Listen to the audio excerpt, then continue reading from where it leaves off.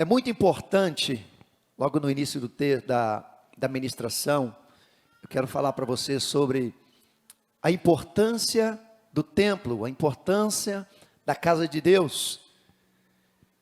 O próprio Davi, ele disse: Senhor, é melhor um dia na tua casa do que 1000 dias fora dela. Davi, quando ele adorava, ele amava ir para a casa de Deus. Inclusive ele disse assim, ó: alegrei-me quando me disseram, vamos à casa do Senhor. No Novo Testamento, o apóstolo Paulo, em Hebreus capítulo 10, no versículo 25, ele chama atenção, dizendo o seguinte: olha, tem muitas pessoas que dizem que não precisa congregar, não precisa estar no templo, mas o próprio apóstolo Paulo, em Hebreus 10, 25, adverte que é necessário você estar na casa de Deus. Eu costumo dizer que a casa de Deus é como se fosse o posto de combustível de Deus na terra. Você vem, se abastece, você recebe aqui uma palavra, uma direção, você recebe uma palavra que vai te ajudar a resolver alguns problemas em todas as áreas da tua vida. Então é muito importante.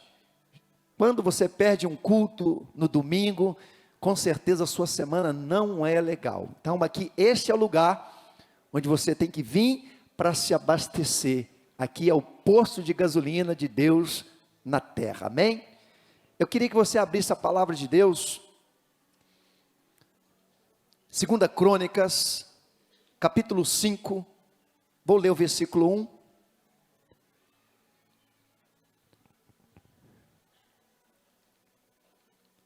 Segunda Crônicas, capítulo 5, versículo 1.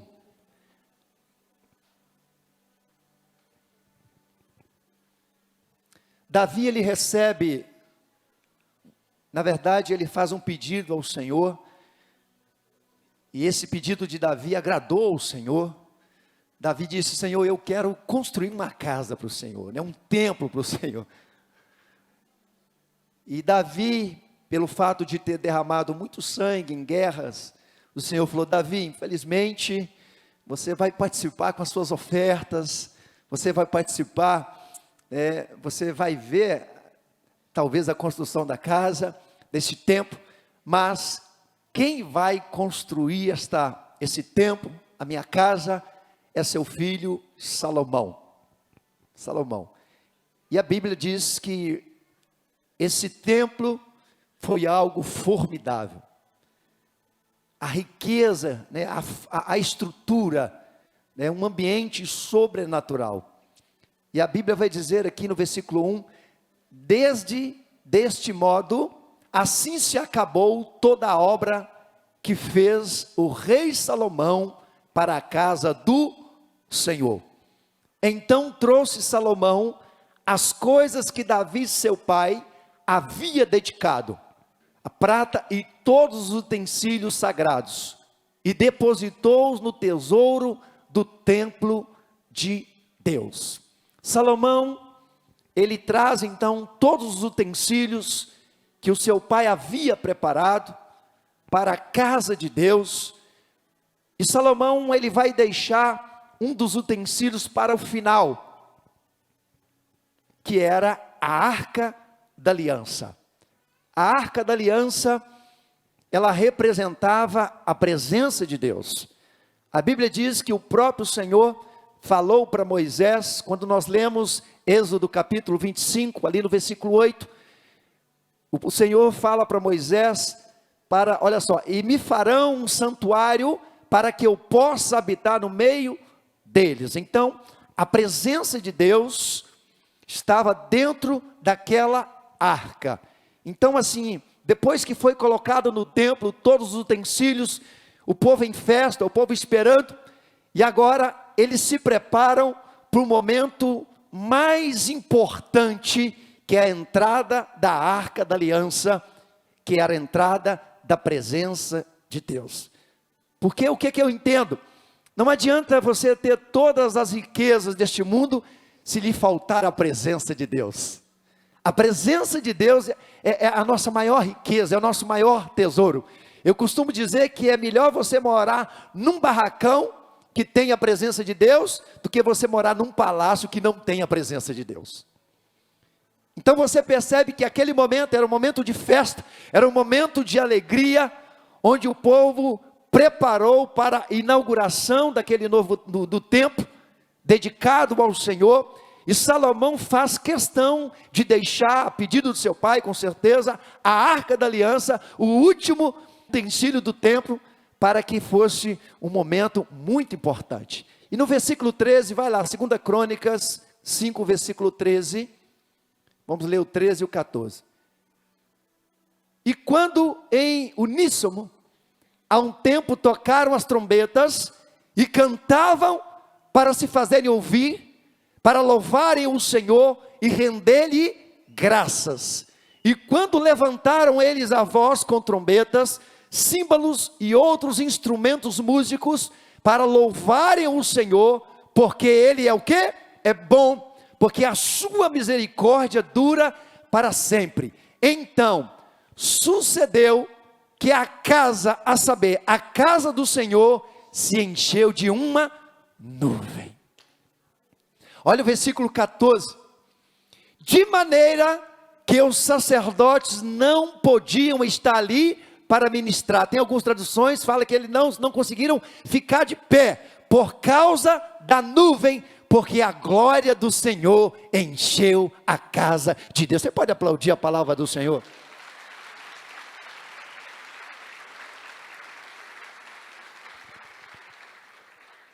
Imagina que culto glorioso. Imagina que presença de Deus naquele lugar. Mas a presença de Deus é assim. Quando você não valoriza, ela vai embora. E é o que aconteceu. Diante de toda aquela beleza, diante de toda aquela preparação, o povo parece que tinha se acostumado com a presença de Deus. Já não se adorava mais ao Deus de Abraão, ao Deus de Isaac, ao Deus de Jacó, como se adorava antes. E quando nós viramos as costas para Deus, a gente vai entrar por uma rota de fracasso, de derrota. Não tem como você ser feliz sem a presença de Deus.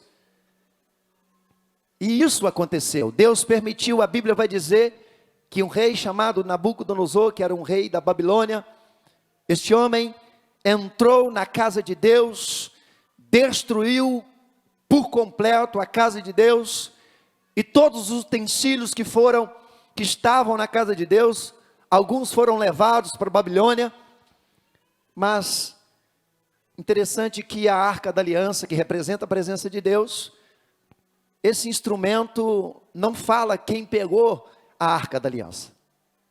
Tem algumas pessoas que falam, a Arca da Aliança está ali no Monte Moriá, está debaixo do templo ali da cúpula dourada, da mesquita de Omar, onde fica ali o Monte Moriá em Jerusalém.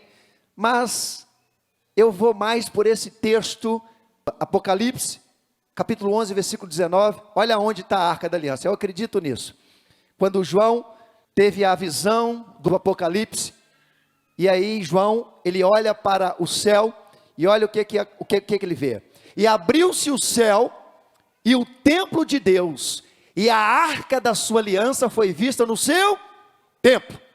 E houve relâmpagos, e vozes, e trovões, e terremotos, e grande saraiva. Então eu creio que a Arca da Aliança, até para que o povo não adorasse a Arca da Aliança, reverenciasse a Arca da Aliança, o próprio Deus não permitiu essa arca ficar com ninguém, Ele levou essa arca para si, amém? Quem já viu o filme Indiana Jones, A Procura da Arca Perdida? Não vamos encontrar a arca nunca, porque Deus não permitiu nem a arca e nem Moisés ficar aqui na terra. Deus levou, porque senão poderíamos ter hoje aí um São Moisés. Nós não temos o São Moisés, Deus não permitiu. Muitas pessoas entram em discussão, por que Deus não permitiu, porque Moisés tocou na pedra, não era para ele tocar, mas eu acho que Deus poupou Moisés, de ser idolatrado, de ser glorificado. Então Deus levou a arca, e Deus também levou Moisés. Olha o que diz Jeremias capítulo 3, a partir do versículo 14, convertei-vos, ó filhos rebeldes, diz o Senhor, pois eu vos desposei, e vos tomarei, a um de uma cidade, e a dois de uma família, e vos levarei a Sião. Isso, quando Nabucodonosor destruiu o templo, muitos foram mortos, muitos judeus foram mortos, e muitos foram levados cativos para a Babilônia. E aí Jeremias está profetizando, né? E vos levarei a Sião, versículo 15, e dar-vos-eis pastores segundo o meu coração, os quais vos apacentarão com conhecimento e com inteligência. Agora o Senhor vai falar sobre a arca. E sucederá que, quando vos multiplicardes e frutificardes na terra, naqueles dias, diz o Senhor, nunca mais se dirá a arca da aliança do Senhor, nem lhes virá o coração, nem dela se lembrarão, nem a visitarão, nem se fará outra. Então o próprio Senhor está dizendo o seguinte: olha, a arca foi para aquele momento. A arca, ela foi, né, para aquele momento no templo, né, ela já não tem mais importância. Eu tenho algo diferente para vocês, eu tenho algo novo para vocês, tá? Mas com essa indiferença do povo pelo Senhor, o povo foi levado para Babilônia, 70 anos de cativeiro. Inclusive Jeremias profetizou isso. Jeremias 25, versículo 11. Jeremias 25, versículo 11. Olha o que diz o texto. E toda esta terra virá a ser um deserto e um espanto. E estas nações servirão ao rei de Babilônia 70 anos. Jeremias 29, de 10 a 14. Porque assim diz o Senhor, certamente que passados 70 anos em Babilônia, vos visitarei e cumprirei sobre vós a minha boa palavra, tornando a trazer-vos a este lugar. Porque eu bem sei os pensamentos que tenho a vosso respeito, diz o Senhor, pensamentos de paz e não de mal, para vos dar o fim que esperais. E buscar-me-eis e me achareis, quando me buscardes com todo o vosso coração. Então aqui você percebe o próprio Senhor, usando a boca de Jeremias, falando com o povo: olha, vocês estão aqui no cativeiro, porque vocês não reverenciaram a glória de Deus. O primeiro momento foi importante, a minha manifestação, quando eu entrei, a Bíblia diz que os sacerdotes não puderam ficar de pé. Você imagina como foi o culto daquela noite? Foi uma presença gloriosa, foi uma presença sobrenatural, e Deus está falando através da boca de Jeremias: vocês não valorizaram isso, por isso eu permiti a destruição. Mas aqui também ele fala da promessa de levar o povo novamente. Versículo 14, e serei achado de vós, diz o Senhor, e farei voltar os vossos cativos, e congregar-vos-ei de todas as nações, e de todos os lugares para onde vos lancei, diz o Senhor, e tornarei a trazê-los ao lugar de onde vos transportei. Você pode aplaudir a palavra de Deus?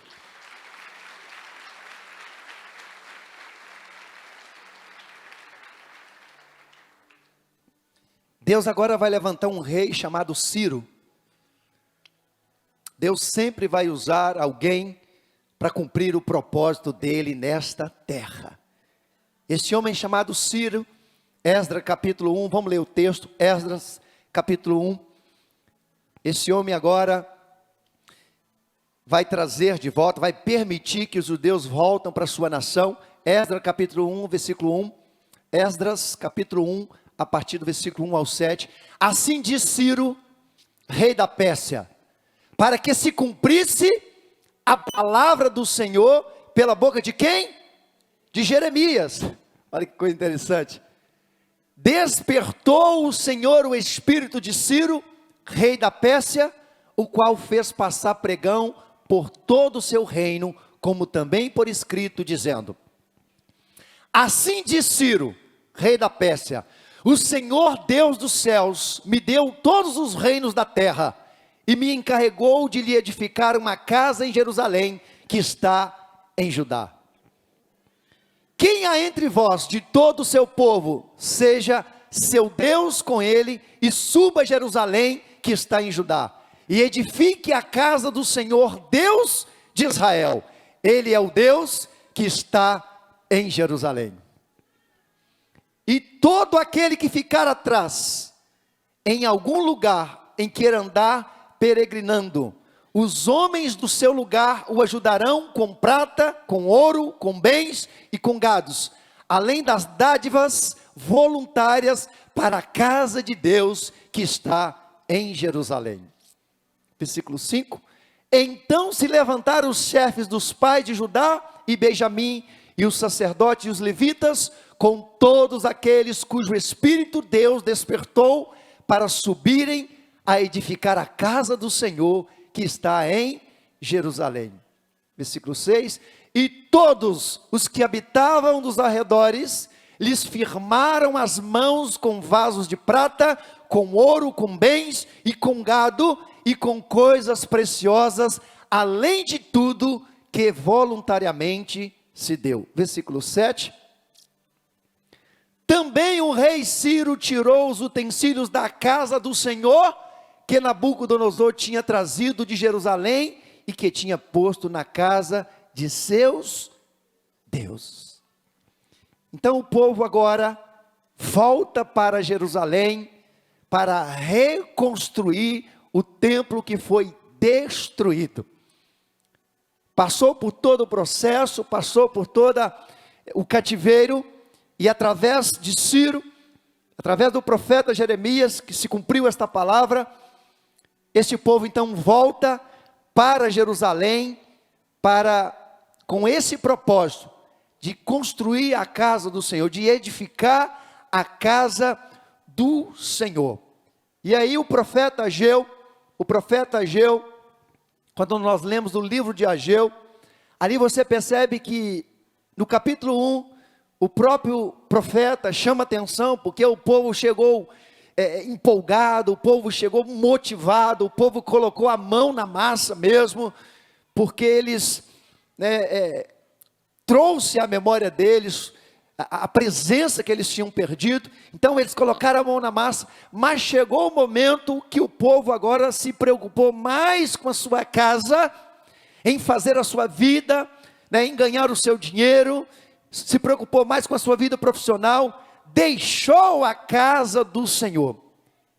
E Ageu diz o seguinte: olha, vocês perderam a direção novamente, começaram a construir o templo, fazer o templo, e abandonaram. Ficou mais ou menos uns 18 anos a construção que eles iniciaram. Mas aí o profeta chamou a atenção, trouxe a memória novamente, advertiu, e esse povo então colocou a mão na massa para construir o segundo templo, a casa de Deus. E no término, vamos lá, quando eles terminaram a casa, tinha agora uma festa preparada. Da mesma forma que houve uma festa do primeiro templo que foi construído por Salomão, agora o profeta Ageu, depois que terminou esta obra, eles prepararam também um momento da inauguração do segundo templo. E olha o que diz o texto, Ageu, capítulo 2, a partir do versículo 1. Capítulo 2, a partir do versículo 1.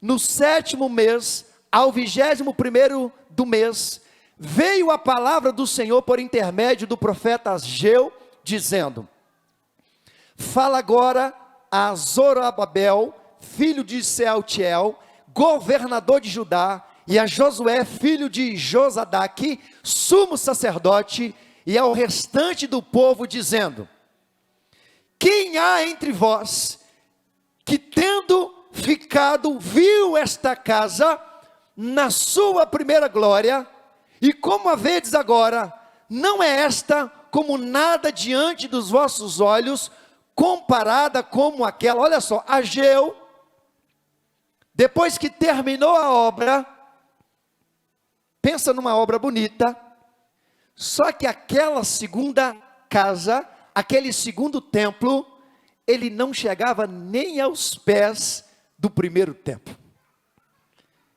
Inclusive, as pessoas que viram o primeiro templo, o profeta Ageu fala: olha, você que viu a primeira construção, você que viu a primeira casa, diante de uma beleza suntuosa, né, de algo magnífico, essa casa não é nem 1% da primeira casa. Vocês têm consciência disso? Ela não chega nem aos pés da primeira casa. E aí ele continua o texto, vamos lá, versículo 4. Ora, pois, esforça-te, Zorobabel, diz o Senhor, e esforça-te, Josué, filho de Josadaque, sumo sacerdote, e esforça-te, todo o povo da terra, diz o Senhor, e trabalha, porque eu sou convosco, diz o Senhor dos exércitos.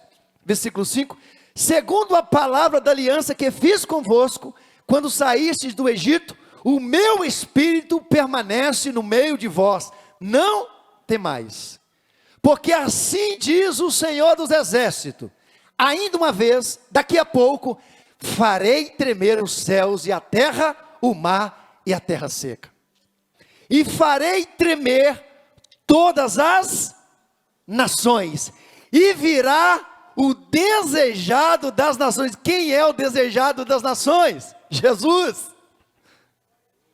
Jesus era o desejado das nações. Então, na construção do segundo templo, Deus fala o seguinte: e farei tremer todas as nações, e virá o desejado de todas as nações. Os profetas, Jeremias 23, 5, 6, fala de Jesus, do Messias. Coloca lá, depois eu volto o texto. Jeremias 23, 5, 6. Eis que vem dias, diz o Senhor, em que levantarei a Davi um renovo justo, sendo rei, reinará e prosperará, e praticará o juízo e a justiça na terra. Nos seus dias, Judá será o quê? Salvo. Jesus vem trazer salvação.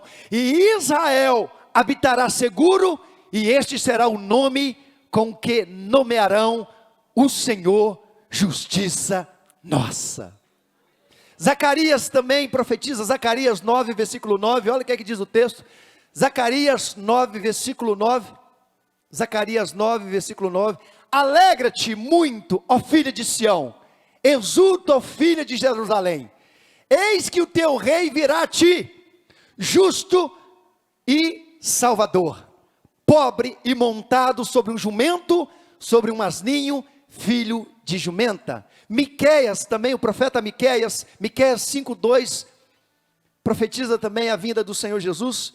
E tu, Belém Efrata, posto que pequena entre milhares de Judá, de ti me sairá o que será o Senhor em Israel, e cujas origens desde os tempos antigos, desde os dias da eternidade. Volta lá em Ageu capítulo 2, versículo 7.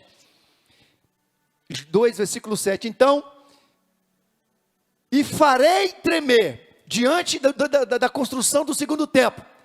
Aí o Senhor manda dizer, através da boca do profeta Ageu, e farei tremer todas as nações, e virá o desejado de todas as nações, e encherei esta casa de glória, diz o Senhor dos exércitos. Agora vamos continuar, gente. Deixa eu falar para vocês, inclusive eu já cometi esse erro. Quantas vezes eu já preguei isso? Não existe a glória da segunda casa. Isso não está na Bíblia. Quantas pessoas às vezes, eu já cometi esse erro também, coloca ali a construção, um novo templo, aí fala assim, a glória dessa segunda casa será maior do que a da primeira. Não existe. Eu vou mostrar para vocês aqui o texto. Não fala da glória da segunda casa, fala da glória da última casa. Vamos lá, continua o texto.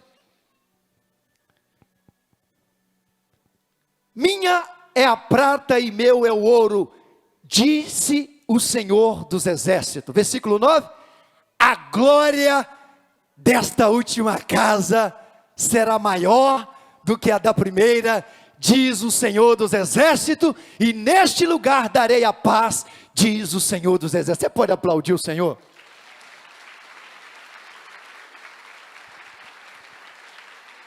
Se você fala a glória de segunda casa, é como se fosse um templo maior, né? Mais magnífico.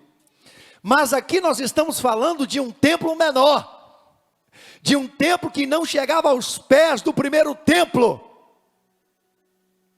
Só que aqui tem um detalhe muito importante, aqui tem uma revelação, porque a Bíblia está dizendo, olha, a glória desta última casa será maior do que a da primeira, diz o Senhor dos Exércitos. Eu vou mostrar para vocês, quando aconteceu a glória da última casa. Está lá em Lucas capítulo 2, Lucas capítulo 2, a partir do versículo 25, Lucas capítulo 2, a partir do versículo 5, quando Jesus foi apresentado no templo, nesse segundo templo. Vamos lá, Lucas capítulo 2, a partir do versículo 25, você colocou 25, havia em Jerusalém um homem cujo nome era Simeão, e este homem era justo e temente a Deus, esperando a consolação de Israel, e o Espírito Santo estava com ele, e fora-lhe revelado pelo Espírito Santo, que ele não morreria antes de ter visto o Cristo do Senhor, e pelo Espírito foi ao templo, e quando os pais trouxeram o menino Jesus, para com ele procederem segundo o uso da lei, e ele então tomou em seus braços, e louvou a Deus e disse, agora Senhor, podes despedir em paz teu servo, segundo a tua palavra, pois já os meus olhos viram a tua salvação, meu Deus do céu, versículo 31, a qual tu preparaste perante a face de todos os povos, luz para iluminar as nações, e para a glória de teu povo Israel. Você pode aplaudir e glorificar o nome do Senhor?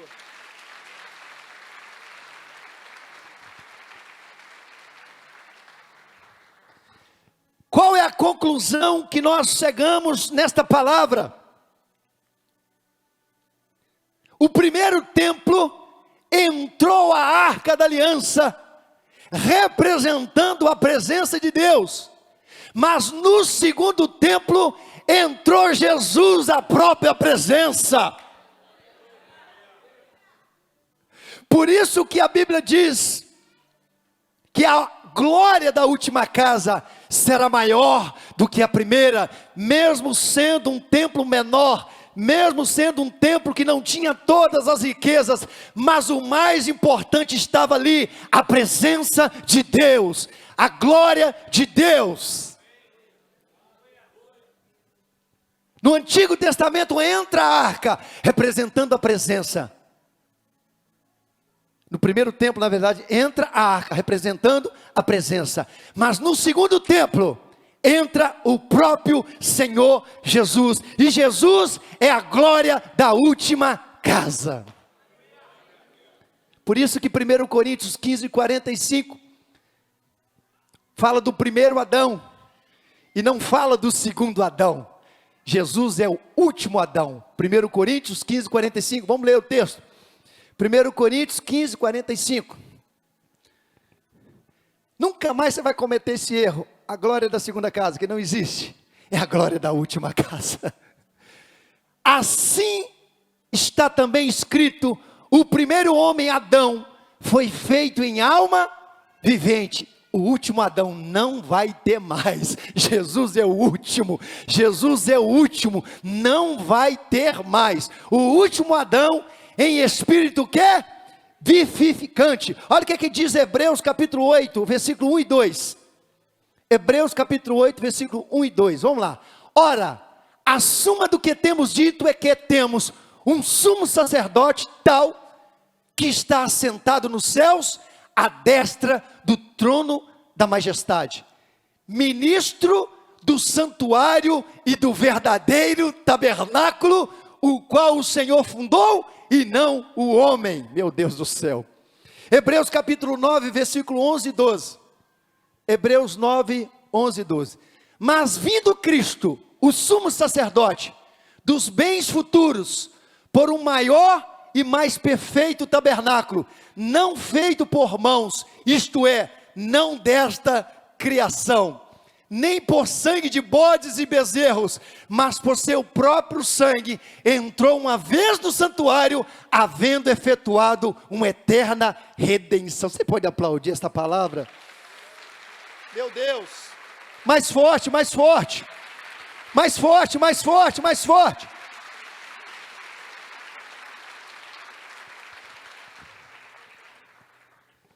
Adão era uma planta, Jesus, o último Adão, era um edifício. Adão era uma semente, Jesus, o último Adão, é uma videira verdadeira.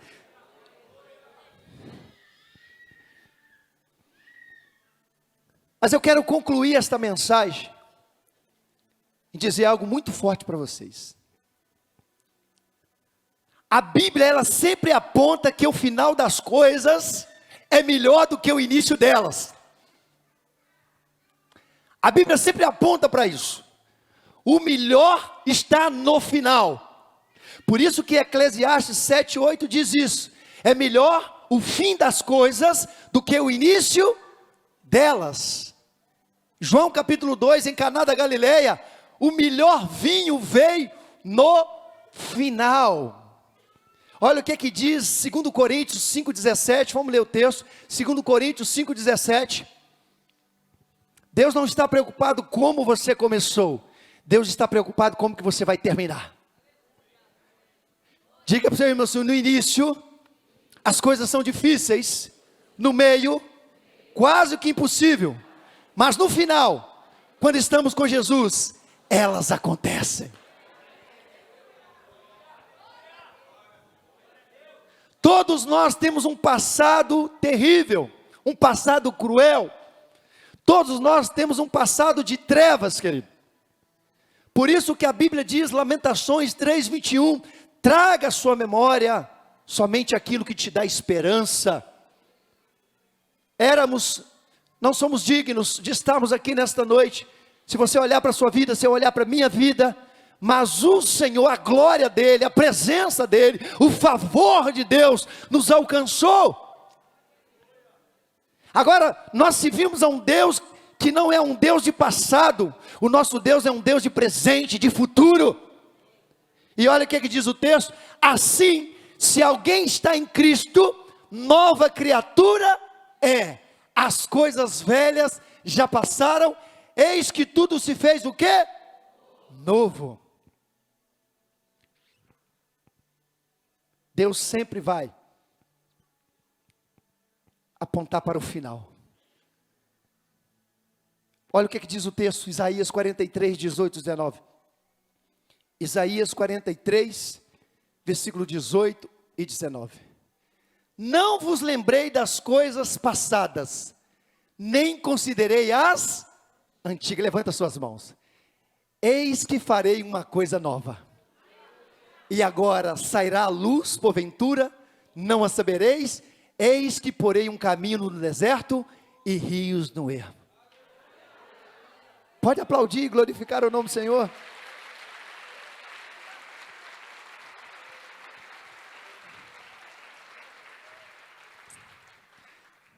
Deus não está preocupado com o que você era, Deus está preocupado com o que você vai ser. E Ele te trouxe aqui nesta noite para dizer, querido, que Ele apaga o seu passado, Ele resolve o seu presente, Ele garante o seu futuro. Deus te trouxe aqui nesta noite para que você não venha se julgar o tempo todo do seu passado, se incriminar. Não, ele já foi apagado pelo sangue de Jesus. Deus tem coisas novas para você. Deus tem coisas novas para você. Por isso que quando eu li na oferta, Salmo 126, ali fala daquelas pessoas que estavam no cativeiro, E aí eles começam a celebrar, olha como que a gente está alegre, olha como que a gente está feliz, porque Deus tirou eles do cativeiro. E quando nós lemos a palavra em Isaías 54 aponta para o povo de Israel, aponta para aquilo que o Senhor estava fazendo sobre aquele povo, mas esta palavra é para mim e para você também, amém? Isaías 54, a partir do versículo 11, vamos ler o texto. Ó oprimida, arrojada com a tormenta e desconsolada, eis que eu porei as tuas pedras com todo ornamento e te fundarei sobre safiras. Essa palavra é para você também. Versículo 12.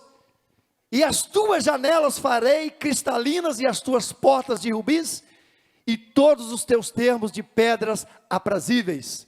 Versículo 13. E todos os teus filhos serão discípulos do Senhor.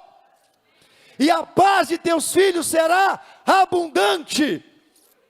Com justiça serás confirmada e estarás longe da opressão, porque já não temerás, e também do espanto, porque não chegará a ti. Versículo 15.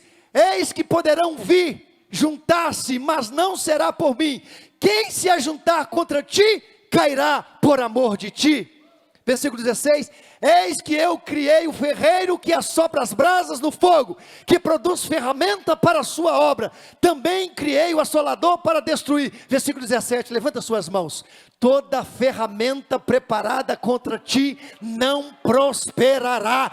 Toda ferramenta preparada contra ti não prosperará. Pode levantar.